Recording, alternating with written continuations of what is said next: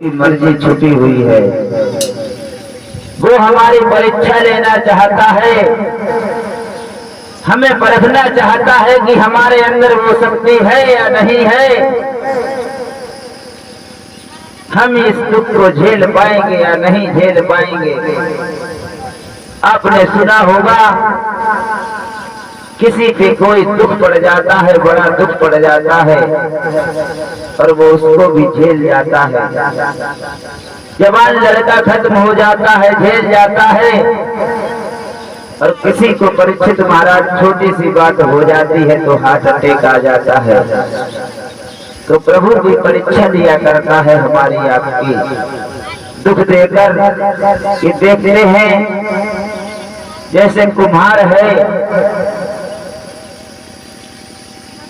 पहले घड़ा को बनाता है, बनाने के बाद उसे अग्नि में तपाता है। अगर वो अग्नि में ना तपाए तो वो घड़ा का कोई काम नहीं। वो घड़ा जब बरसात होगी तो मिट्टी का मिट्टी ही हो जाएगा, वो घड़ा नहीं रहेगा, वो मिट्टी था और मिट्टी में ही परिवर्तित हो जाएगा। और जब वो अग्नि में तपाया जाता है तब वो घड़े का रूप धारण कर लेता है, तब उसे लोग घड़ा कहने लगते हैं। और वैसे तो ये मिट्टी ही मिट्टी है। तो जमाने का तो क्या कहना है, जमाना तो कुछ भी कह सकता है। जमाने ने तो किसी को नहीं छोड़ा, जमाने को भगवान को भी नहीं छोड़ा। इस जमाने ने भगवान एक बार की बात बताएं आपको, क्या हुआ कि दो दोस्त थे। एक परीक्षित महाराज थे और एक इनके दोस्त थे। मान लीजिए अब दोनों लोग थे और इनका दोस्त कहने लगा, ये कहते थे कि भगवान है, भगवान जो करता है अच्छा करता है, जैसा करता है अच्छा ही करता है। मगर वो दोस्त इस बात को मानने को तैयार नहीं। वो बोला वो बेवकूफ है और उसके साथ में तू भी बेवकूफ है। भगवान तो इतना बड़ा बेवकूफ है जो तुझे बता नहीं सकते। कहा कैसे? बोला देखो मैं तुम्हें दिखाऊंगा, चलो हमारे साथ। तो आज दोनों दोस्त चल दिए भैया भगवान की। उसने एक कापी पेन उठाया और चल दिया भगवान की गलतियां निकालने के लिए कि देखो मैं दिखाता हूं तुम्हें भगवान की कितनी गलतियां हो गई हैं। चलते चलते रास्ते में जब निकले तो एक खेत पड़ गया और खेत शायद परीक्षित महाराज आपका ही खेत होगा या यहाँ किसी का है, ये हम जानते हैं, जिसमें तरबूज होते हैं, तरबूज बड़े बड़े तरबूज लगते हैं। अब वो पहुंचा उसी तरबूज के खेत में। तरबूज के खेत में उसने देखा कि नार तो बिल्कुल पतला पतला सा है और फल उसमें लगा इतना बड़ा। उसने देखा लिख कापी पे लिख। परीक्षित महाराज से कहा कापी पे लिखो। क्या लिखे? ये लिखो कि इस पेड़ पे देखो, इतना बेवकूफ है कि जरा सा पेड़ है उस पे फल इतना बड़ा लगा दिया है। बेवकूफ की नहीं? अरे भाई छोटा पेड़ था तो उसे छोटा लगाना चाहिए था, इतना बड़ा क्यों लगा दिया? गलती है कि नहीं है? और ये 11 मुद्राओं का दान हमारी एक बहन कर गई हैं और एक टिफिन में ये ठाकुर जी के लिए प्रसाद लाई हैं, जो इन्होंने अपने घर पे बनाया होगा, शायद जिसे लौज कहते हैं। शादी ब्याह में अपने लोगों को खाते हैं, वही शायद है। भगवान इनके घर में सुख शांति बनाए रखे। तो कहा लिखो गलती, इन्होंने पेड़ काफी उठाया, लिख दिया कि भैया पतला सा पेड़ था, उस पे इतना बड़ा फल पैदा कर दिया। बाकी भगवान की गलती है, और होना ही चाहिए। इतना बड़ा पेड़, इतना छोटा, छोटे छोटे पत्ते, और उसमें इतना बड़ा फल, ये तो गलत बात हो गई।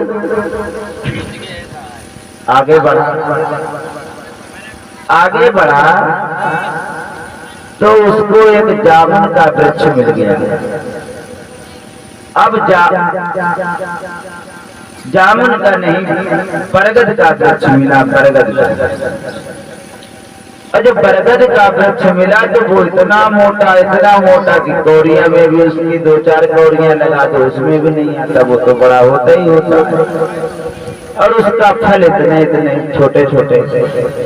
अब कहा देखो लिखो, दूसरी गलती लिखो उस भगवान की। बेवकूफ है बिल्कुल, ये नहीं जानता है कि जब इतना बड़ा पेड़ है तो इस पे बड़े फल लगाना चाहिए। आखिर उसने है बेवकूफ की नहीं है। परीक्षित महाराज कहने लगे बात तो ये सही कहता है। कुछ इनके भी दिमाग में आने लगा कि बात तो लगता सही कहता है, जब इतना बड़ा फल है। और कहा देख इतनी मोटी जब डंगाले हैं इसकी, इतनी मोटी डाले हैं जिससे पूरी तख्ते बनते हैं, सब कुछ निकल आता है। इसमें लगा दिया क्या, जरा सा फल। आगे बढ़ा कि देखो भगवान की तीसरी गलती देखो, नीम का पेड़ मिल गया जैसे ये खड़ा है सामने। कहा देखो इतना बड़ा पेड़ और फल जरा से। कहा कि हाँ बात तो सही। अब तो परीक्षित महाराज मानेंगे कि हमारा दोस्त भैया बहुत दिमागदार है। बात तो सही है, ये भगवान की गलतियां निकाल रहा है, बिल्कुल सही है। भगवान बिल्कुल बेवकूफ है, उसने ये बनाया संसार को बनाने की इसको अकल नहीं है। कैसा संसार बनाया कि इतना बड़ा पेड़ और जरा सा फल, और जब छोटा पेड़ उस पे इतना बड़ा फल। आगे चला तो उसको एक लौके का पेड़ मिल गया। लौका जानते होंगे आप, हमारे यहाँ सीताफल कहते हैं, और यहाँ तो भी सभी जगह हमारे इधर लौका या सीताफल कहते हैं। जब उसको देखा अब तो और पागल हो गया, बोला देखो अब देखो ये तो बिल्कुल सुर्रियों वाला काम किया। देखो इतना बड़ा लौका, इतना बड़ा, और ये पेड़ कोई दम है तो इतना बड़ा लटका दिया इस पे, बिल्कुल बेवकूफ है। चलते चलते भैया क्या हुआ, दोपहर हो गई। और दोपहर जब हुई तो देखो गाना बजाना होगा, शाम को होगा, हम आपको खूब सुनाएंगे। कल सुनाया था, पहले कथा सुनो, और कथा से ये समझो कि आखिर मैं कहना क्या चाहता हूँ, मेरे कहने का उद्देश्य क्या है, और ये मैं क्यों बताना चाहता हूँ। क्योंकि कथा शाम को हो नहीं पाती है, शाम को कथा नहीं हो पाती है। बताइए हम बैठे थे कथा कहने के लिए, 2 घंटे बोलते रहे, बराबर चिल्लाते रहे, मगर कथा एक भी घड़ी अगर आपने कथा की सुनी हो या कोई बात सुनी हो, बताओ नहीं सुन पाई। क्योंकि एक के बाद एक सहनसा आ जाता है, भैया उनका तो करना ही पड़ता है। तो इसीलिए ये समय है कथा सुनने का। तो इस समय कथा सुनो, गाना बजाना शाम को होगा, बेहतर होगा, जो आप चाहेंगे वैसा होगा। तो भैया क्या हुआ, आज जब गलतियां निकालने लगा कहा कि ये चौथी गलती हो गई। देख लो इस पेड़ में ये फल तो इतना बड़ा लौका लगा दिया, इस पेड़ की तना तो बिल्कुल पतला है, हटाओ इसको। ये देखो चौथी गलती हो गई, अब ज्यादा बात नहीं करते हैं। तब तक हो गई दोपहर। अब जेठ बैसाख की दोपहर ही रहे तो प्यास लगी आई, ठंडे कुएं के पास पहुंचा, पानी पिया और उस पेड़ के पास ही एक कुआं था, वहां लेट गया। तो वो पेड़ काय का था, आम का। यही सीजन थी।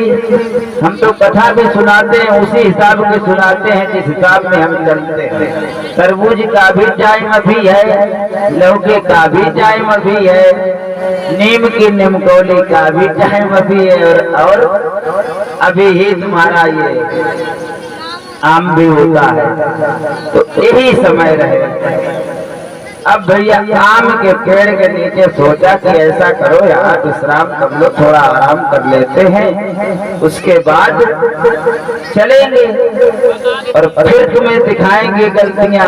4 गलतियां हमने ढूंढ ली भगवान की, और अब थोड़ा आराम कर लो, दोपहर हो गया है, आराम कर लो।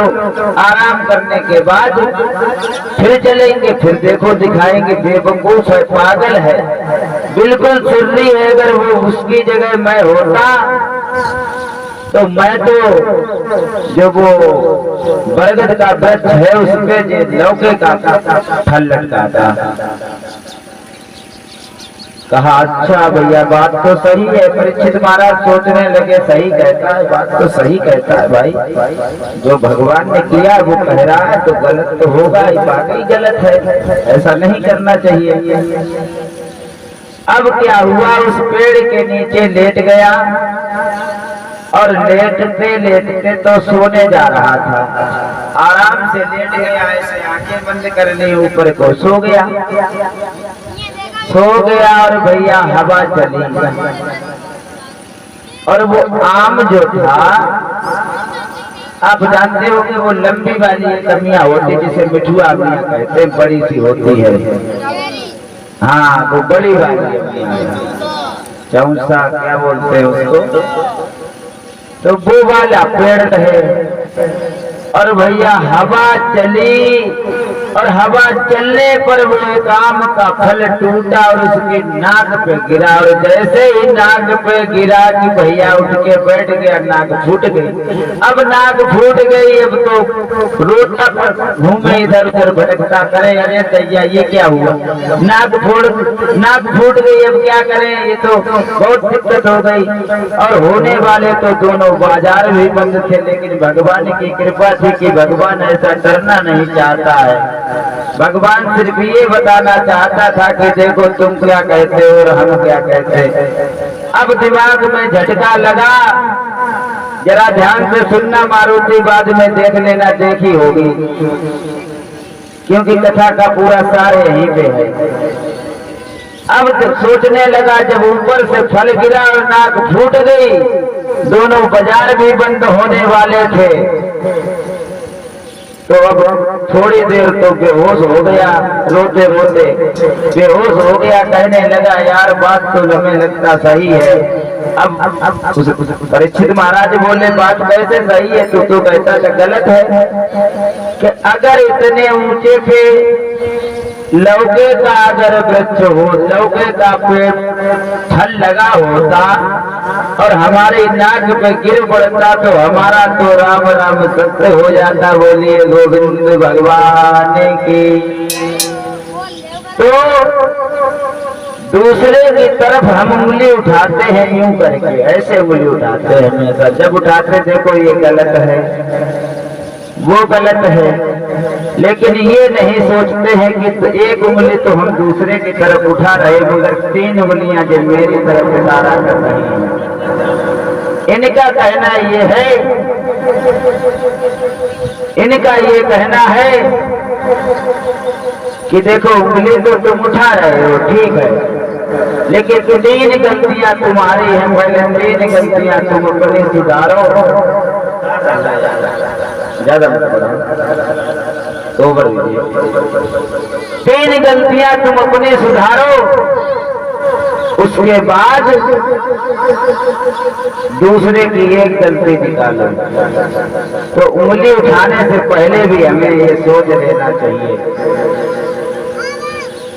अब अगर इतना बड़ा फल उसके ऊपर हो जाता तो 13 ही होने में टाइम नहीं लगता, 13 ही हो जाती। तो भगवान को कभी भी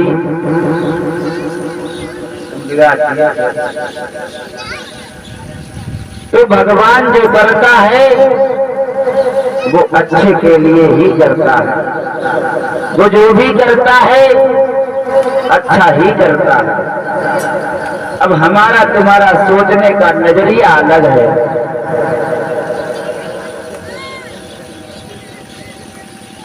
अब एक हम आपको भक्त की कथा सुनाते हैं। ये सच्ची घटना है, बिल्कुल सच्ची घटना है। और ये सच्ची घटना है कहाँ की? लाई को ज्यादा थोड़ा करो। हेलो। तो